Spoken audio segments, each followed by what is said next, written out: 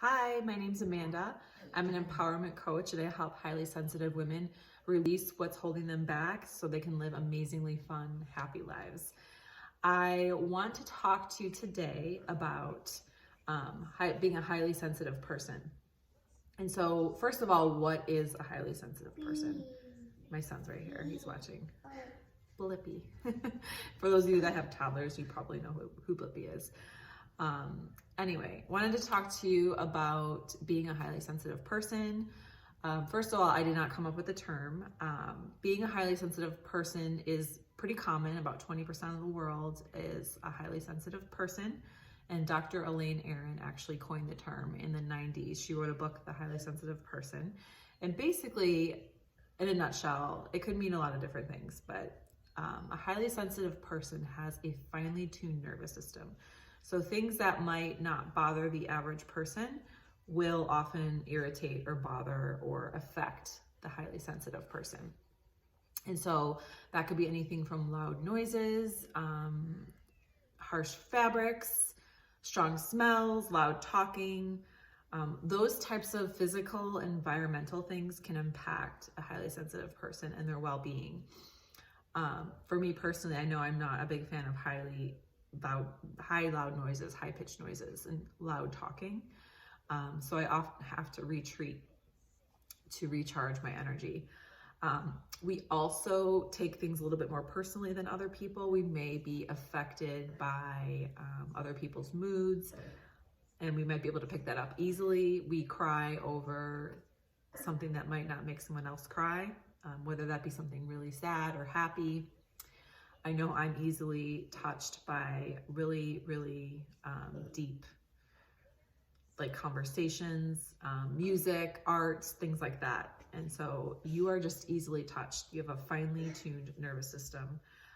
That's the best way I can describe it. And so for many years, I actually believed that my high sensitivity was a defect that I had to live with. And I was often teased for being highly sensitive, for taking things too personally, for thinking too much about things. It was always too much. And so I developed a belief that my high sensitivity was a default. And it wasn't until I really started learning about myself in my early mid-20s that I started to kind of cultivate my high sensitivity from a place of acceptance. And so I want to share with you today that if you are a highly sensitive person, that there's nothing wrong with you, that you just have to learn ways to embrace your natural gifts. And being a highly sensitive person is actually a gift if you learn how to kind of manage the high sensitivity part. And so we're deep feelers. We really come from the heart center. So we care a lot about other people. We see things other people don't see. We are able to recognize things intuitively. And a lot of people will often say to me, like, I didn't know you saw it that way because I didn't see it in front of me. But oftentimes I can pick up the mood of a person or the energy of a room without really having any kind of physical evidence. And then later on, it's actually confirmed that my feelings on it were correct. And so we're very much intuitive people. We can pick up on things easily. We can pick up on other people's energies. Sometimes that's a good thing. Sometimes that's not so good, especially if you have a group of people that are not in a good mood.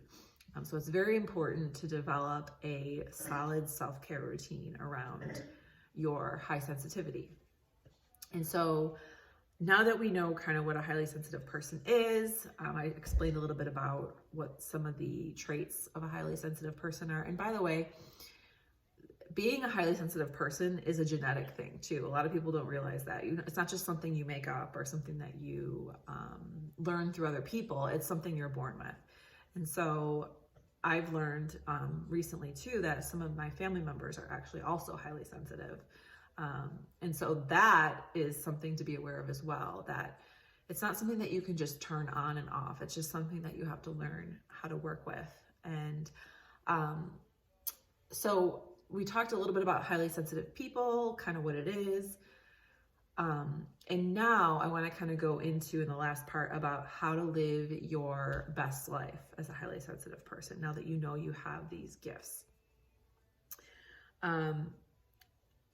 It was about 5 years ago at this point, 5-ish years ago, that I decided that I was done drinking alcohol. And it was a little bit of an unfolding process for me because I would dabble in like experiments without alcohol to see how I did. And the results of these experiments it was amazing. I used the sleep app. And so I would look at my sleep app when I was drinking, and my heart rate would be up about 10, 15 beats per minute at a resting rate just from drinking alcohol, like right after I drank alcohol and I went to bed.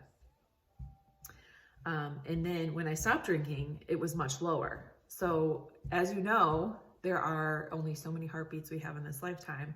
And the lower the resting heart rate typically means the healthier you are. So when I would do these types of experiments, I would also have less anxiety. I would wake up with feeling less anxious.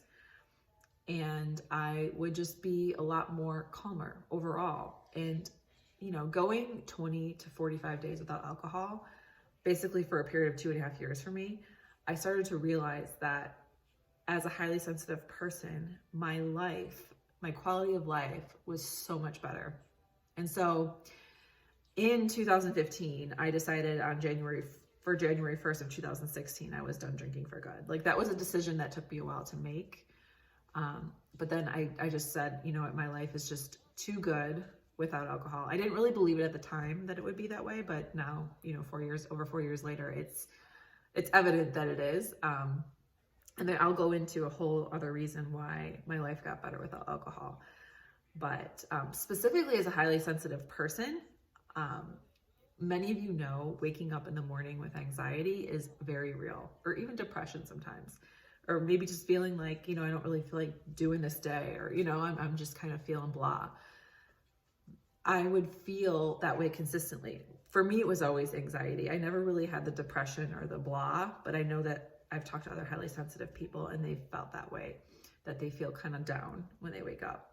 But for me, it was always like racing thoughts. I would have to like ground myself immediately. I'll talk more about grounding in another video, which is so helpful. I would have to like kind of meditate my way into the day and like write out all my thoughts on paper, which is another process I teach my coaching clients. But as a highly sensitive person, giving up alcohol, it wasn't easy right away. I had to get support. After a while, I've learned that the things that I struggled with as a highly sensitive person would start to kind of disappear. And I started, you know, a regular morning routine. I ate better. I exercised for my sensitivity. And I started to realize how much easier life was getting and how little effort, not that it wasn't effort. Choo-choo. You see the choo-choo train? My son is obsessed with trains and trucks right now. Toddler life. So as I was saying, I was doing less, but I did it with intention. And then I started to realize that as I made these big decisions, like giving up alcohol and like giving up ways of doing things, my life started to get a lot easier. And it does take effort and time, not to say that it doesn't take effort and time, but my point is I came at it from a place of pure intention, and other things started to unfold from there. And so I gave up alcohol. I started to realize that there were other things that were opening up in my life, like working on my marriage with my husband, working on removing people from my life that I don't want to, you know, have in my life anymore. Maybe some friendships that were not going so well. Just eating right for my body type, and letting go of that whole diet mentality that, you know, you're supposed to, you know, go keto, you're supposed to eat paleo, whatever it is, like that I was holding on to previously. I started to embrace how I felt within my body. And that was everything. And being highly sensitive, you have a specific blueprint that is for you, that you need to follow, that's true for you. And just because somebody else is doing something one way doesn't mean that you have to be the same exact way.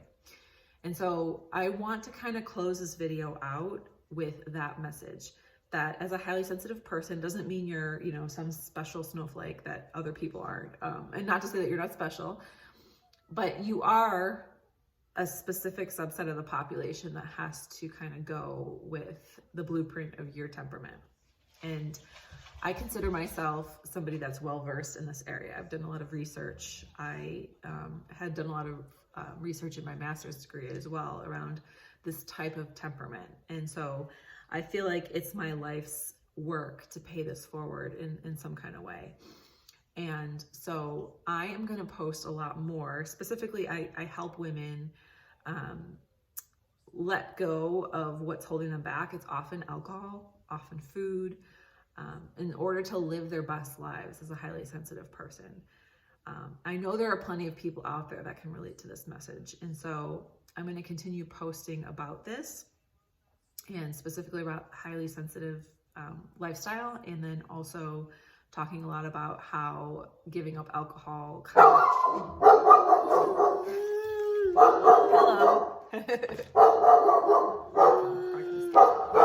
So, Chip, specifically how highly sensitive, if you're waking up, good morning, people do better with alcohol, and how alcohol changed my life and unfolded it for the better. So if you're new to my channel, I'd love for you to subscribe. This is my son, Donovan. He's 21. Let's say hi, Donovan. Say hi. And I will be posting videos regularly, so stay tuned, and thanks for tuning in. Can you say bye? Say bye?